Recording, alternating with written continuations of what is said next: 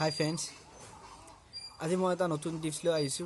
এইটো হৈছে হোৱাটছআপত কেনেকৈ মেছেজবোৰ পিডিএফ ফাইল বনাই থৈ দিব পাৰি সেইটো মই আজি বুজাই দিম।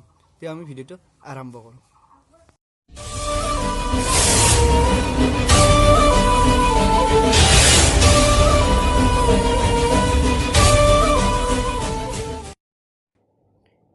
প্ৰথমে আপোনালোকে কি কৰিব লওক, হোৱাটছআপটো ওপেন কৰি লওক।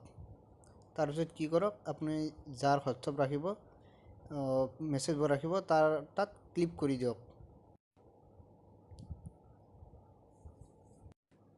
সেইবোৰ আমি ক্লিক কৰি দিয়ক। তাৰপিছত কি কৰক, তিনিটা বুটাম যি আছে কোণাত তাত ক্লিক কৰি দিয়ক।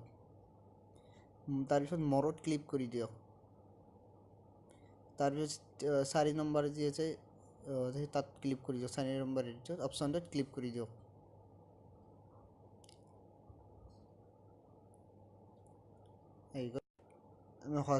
জিঅ'ত শ্বেয়াৰ কৰিব বিচাৰে তাত কৰিব পাৰিব। আপুনি কি কৰক, হোৱাটছআপত ক্লিক কৰি দিয়ক।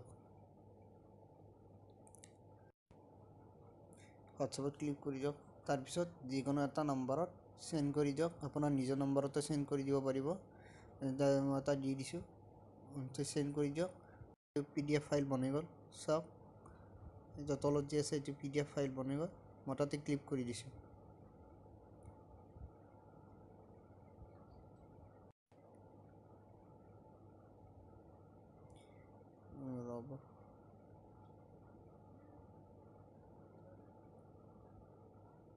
আহিছে কেতিয়া কিমান তাৰিখে কি মেছেজ দিছিলোঁ আৰু কি মেছেজ আছিল, ভিডিঅ' কল আহিছিল, কি যি কৰিছিলোঁ গোটেইখিনি আহিছিল।